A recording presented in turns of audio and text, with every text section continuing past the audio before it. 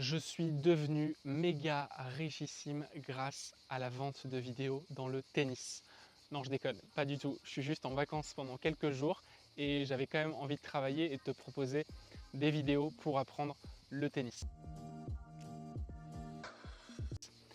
Je vais commencer par te poser une question très simple. Est-ce que tu as déjà essayé de comprendre comment Roger Federer fait pour, après avoir perdu 10 fois de suite contre Rafael Nadal sur terre battue, finir par le battre?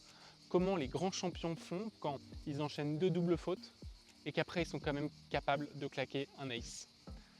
C'est des comportements normaux qu'on voit chez les joueurs professionnels d'avoir ce mental de folie et malheureusement chez les amateurs ce n'est pas toujours le cas. Chez les amateurs, le plus gros problème mental que je vois, c'est le fait de se plaindre, d'envoyer des informations beaucoup trop négatives à son cerveau. Je joue mal, c'est de la merde, ça me fait chier, c'est quoi ce coup droit pourri?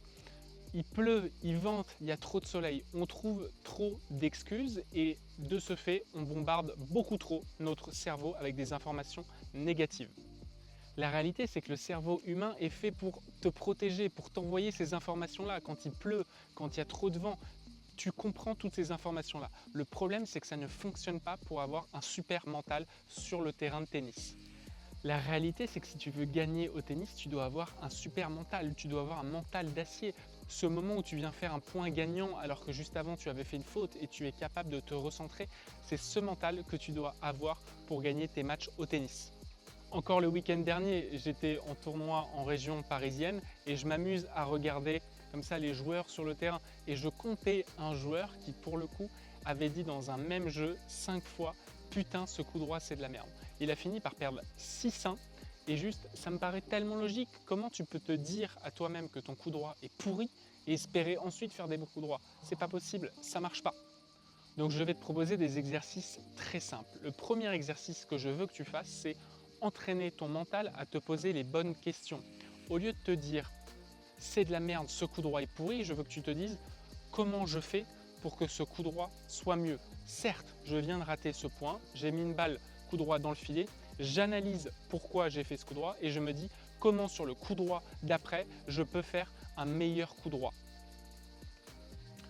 Je vais t'illustrer très simplement ce propos. Il y a quelques années, Jules, mon frère, a eu la chance de jouer avec Roger Federer au Masters de Londres et j'ai eu une chance énormissime de pouvoir tout simplement discuter avec Roger à la fin.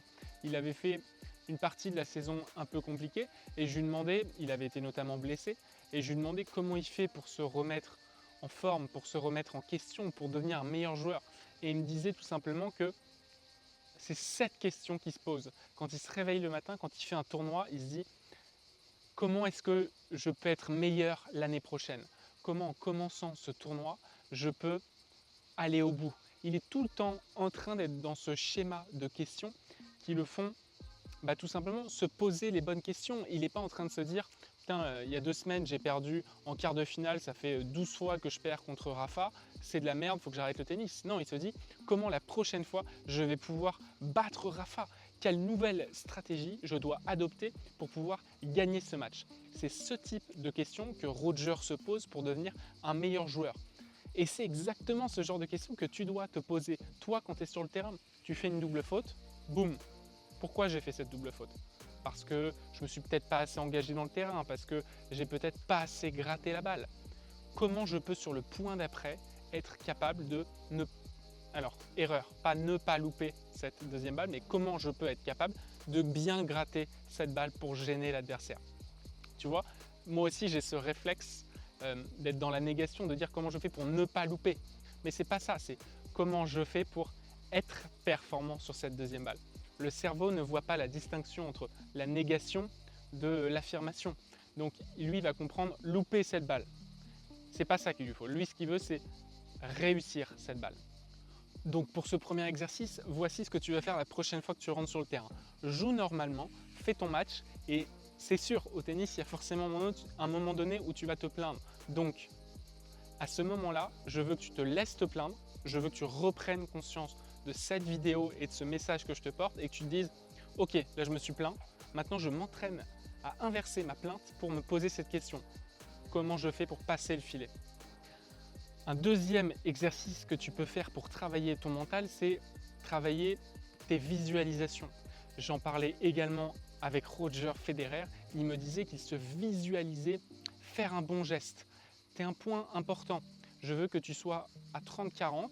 Je veux que tu te visualises avant de servir, faire un bon service. Prends ton temps. Respire. Visualise ta zone. Ferme les yeux quelques secondes et visualise-toi en train d'effectuer un ace. Visualise-toi en train de faire un service gagnant. C'est en conditionnant de cette façon ton mental que tu vas être meilleur sur ce point. Toujours dans la visualisation, je t'invite aussi à, tu as un tournoi qui commence, visualise-toi en train d'entrer dans le club, en train de commencer le match, en train de bien commencer le match, en train de prendre ton temps au changement de côté. Visualise-toi en train de, tout simplement ce moment où tu vas forcément perdre dans le match, visualise-toi en train de rester concentré, respecter ton plan. C'est hyper important que tu aies tes marques à la fois dans le club dans lequel tu vas jouer, mais également que tu aies tes repères technico-tactiques sur le terrain qui fait que quand ça va aller mal, tu vas être capable de mettre en place ce plan de jeu pour être meilleur. Et bien ce que je t'invite à faire, c'est visualiser à l'avance ces moments où ça va être un peu dur, ces moments où tu vas être en difficulté. Visualise-toi en train d'être bon, performant, concentré à ce moment-là. Voilà, donc ça te fait 2 exercices que tu peux aller faire sur le terrain pour te préparer et te conditionner à avoir un meilleur mental. N'hésite pas à me dire en dessous de cette vidéo si ça a pu t'aider et comment je peux trouver d'autres axes pour t'aider à progresser dans ton mental. Aussi, si tu veux performer techniquement en tennis, je te mets juste en dessous le lien d'une formation gratuite qui va te permettre de respecter les bonnes bases techniques pour être un meilleur joueur sur le terrain. C'était Arthur de The Court et je te retrouve dans une prochaine vidéo.